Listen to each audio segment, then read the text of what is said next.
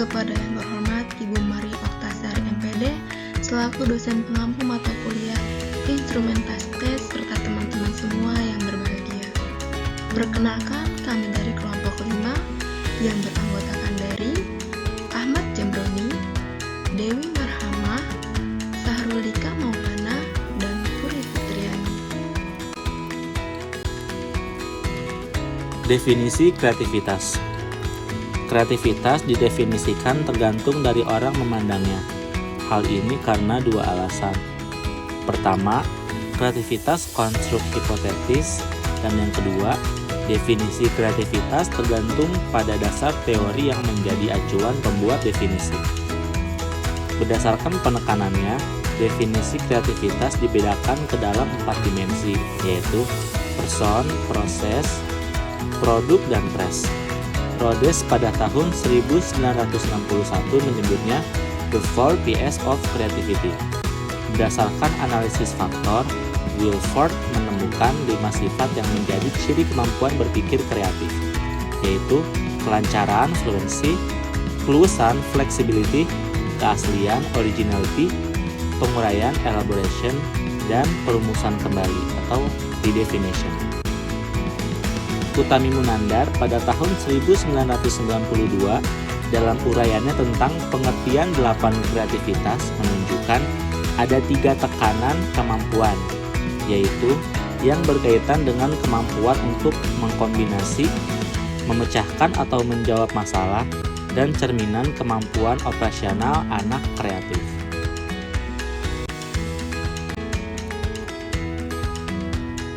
Tes kreativitas.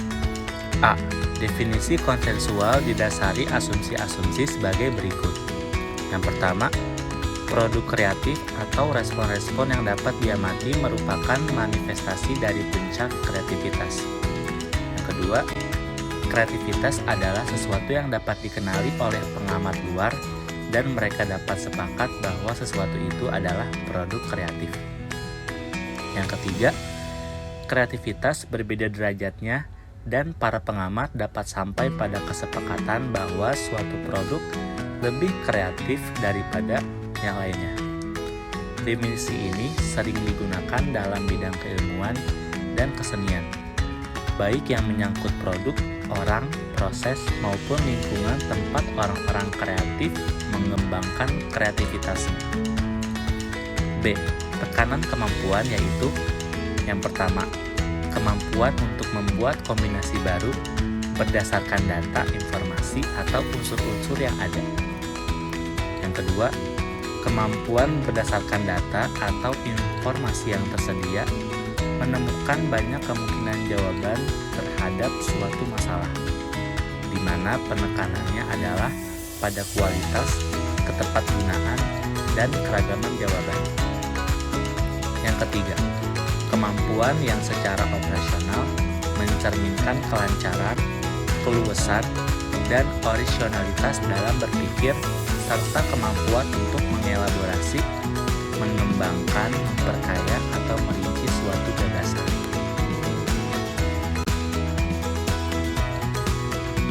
Asumsi-asumsi kreativitas. Yang pertama, setiap orang memiliki kemampuan kreatif. Yang kedua, kreativitas dinyatakan dalam bentuk produk-produk kreatif, baik berupa benda ataupun berupa gagasan. Yang ketiga, aktualisasi kreativitas merupakan hasil dari proses interaksi antara faktor-faktor psikologis dengan lingkungan. Yang keempat, dalam diri seseorang terdapat faktor-faktor yang dapat menunjang atau menghambat kreativitas. Yang kelima, kreativitas seseorang tidak berlangsung dalam kevakuman. Dan yang terakhir, karya kreatif tidak lahir hanya karena kebetulan, melainkan melalui serangkaian proses kreatif yang menuntut kecakapan, keterampilan, dan motivasi yang kuat. Pengukuran kreativitas. Pengukuran kreativitas dapat dilakukan dengan menggunakan 5 pendekatan, yaitu yang pertama, Pendekatan analisis objektif terhadap produk kreatif.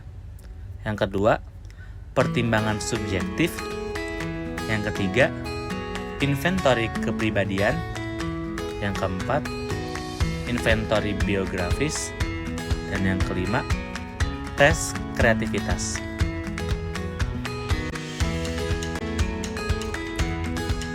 Perbedaan kreativitas dan intelijensi. Apabila kita mengacu pada teori Guilford tentang structure of intellect, maka intelijensi lebih menyangkut pada cara berpikir konvergen atau memusat, sedangkan kreativitas lebih berkenaan dengan cara berpikir divergen atau menyebar. Dalam hal ini, Guilford pada tahun 1967, sebagaimana dikemukakan Utami Munandar pada tahun 1992, menjelaskan bahwa berpikir konvergen adalah pemberian jawaban atau penarikan kesimpulan yang logis atau penalaran dari informasi yang digunakan dengan penekanan pada pencapaian jawaban tunggal yang paling tepat. Adapun berpikir divergen, yang juga disebut berpikir kreatif, adalah kemampuan memberikan bermacam-macam jawaban berdasarkan informasi yang diberikan dengan penekanan pada keragaman, jumlah, dan kesesuaian. Pengukuran kreativitas. Pendekatan objektif dimaksudkan untuk menilai secara langsung kreativitas suatu produk berupa benda atau karya-karya kreatif lainnya yang dapat diobservasi wujud fisiknya. Pertimbangan subjektif. Pendekatan ini dalam melakukan pengukurannya diarahkan kepada orang atau produk kreatif. Prosedur pengukurannya ada yang menggunakan catatan sejarah, biografi, antologi, atau cara meminta pertimbangan kelompok pakar. Inventory kepribadian. Pendekatan inventory kepribadian ditujukan untuk mengetahui kecenderungan kepribadian kreatif seseorang atau korelat-korelat kepribadian yang berhubungan dengan kreativitas. Inventory biografis. Pendekatan ini digunakan untuk mengungkapkan berbagai aspek kehidupan orang-orang kreatif, meliputi identitas pribadinya, lingkungannya, serta pengalaman-pengalaman kehidupannya. Tes kreativitas. Tes ini digunakan untuk mengidentifikasi orang-orang kreatif yang ditunjukkan oleh kemampuannya dalam berpikir kreatif. Hasil tesnya dikonversikan ke dalam skala tertentu sehingga menghasilkan CQ atau Creative Quotient atau dengan IQ Intelligent Quotient untuk intelijensi.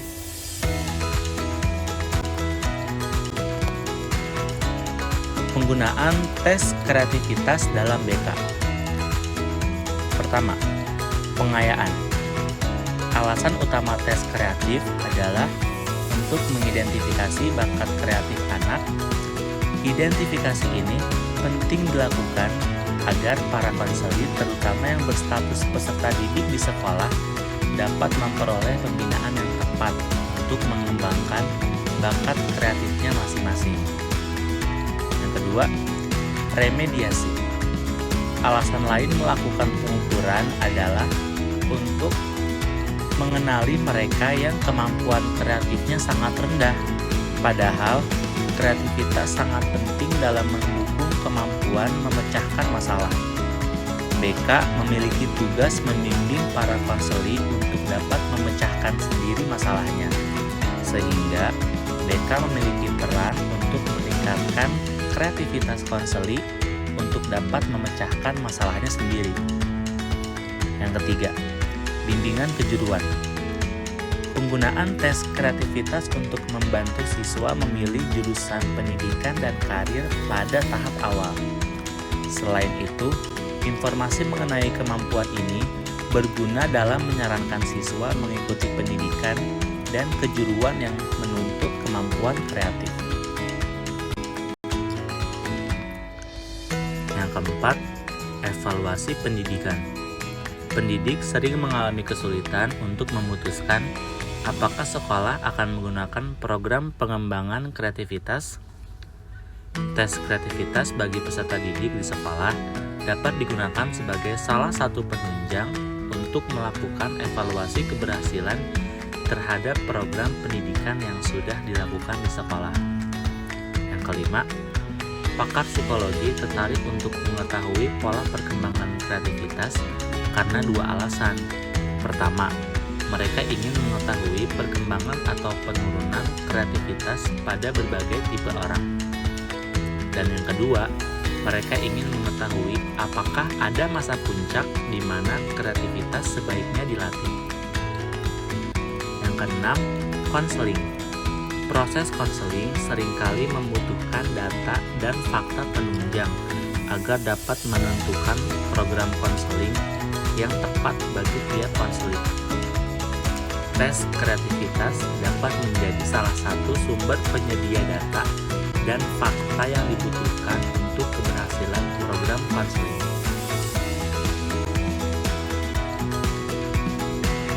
Jenis tes kreativitas. Yang pertama, tes kreativitas verbal. Tes ini terdiri dari 6 subtes yang semuanya mengukur dimensi operasi berpikir divergen dengan dimensi kontekstual, tetapi masing-masing berbeda dalam dimensi produk. Setiap subtes mengukur aspek yang berbeda dari berpikir kreatif. Yang kedua, TTCTF, Torrance Test of Creative Thinking Figural. Tes Torrance untuk mengukur berpikir kreatif dapat digunakan mulai usia prasekolah sampai tamat sekolah menengah.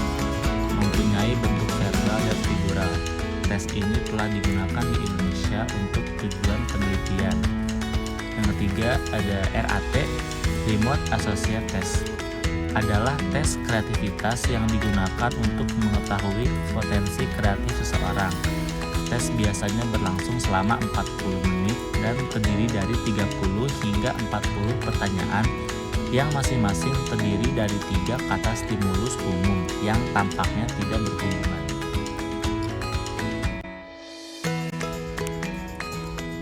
Tujuan penggunaan tes kreativitas. Yang pertama, identifikasi anak berbakat kreatif. Dalam seleksi siswa kreatif, untuk mendapatkan tingkat kepercayaan yang tinggi, sebaiknya menggunakan 2 sumber untuk mengukur kreativitas.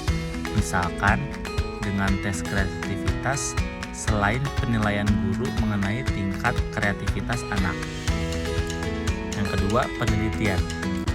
Penelitian membantu kita memahami perkembangan kreativitas. Tes kreativitas dalam penelitian dapat digunakan dengan 2 cara. Pertama, untuk mengidentifikasi orang-orang kreatif dan membandingkan mereka dengan orang-orang pada umumnya. Kedua, tes kreativitas dalam penelitian dapat digunakan untuk menilai dampak pelatihan kreativitas terhadap kreativitas peserta. Yang ketiga, konseling. Tes kreativitas dapat juga digunakan untuk bimbingan dan konseling siswa. Konselor atau psikolog sekolah di SD atau sekolah menengah memerlukan informasi mengenai seorang siswa yang dikirim karena problem sikap atau masalah lain.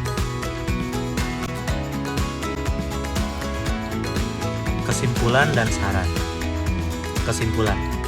Kreativitas adalah sebuah cara mengapresiasikan diri kita terhadap suatu masalah dengan menggunakan berbagai cara yang datang secara spontanitas dan merupakan hasil dari sebuah pemikiran yang kita peroleh dalam menemukan sesuatu yang baru yang diindikasikan oleh aspek-aspek kreativitas.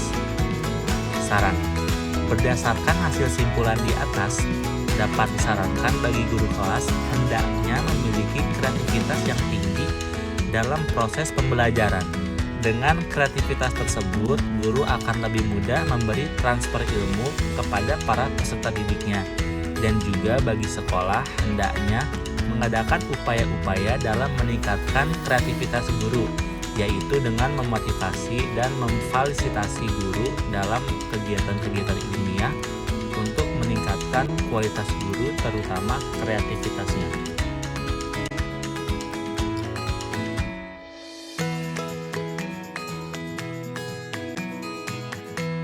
Sekian presentasi dari kelompok 5, kurang dan lebihnya mohon dimaafkan. Wassalamualaikum warahmatullahi wabarakatuh.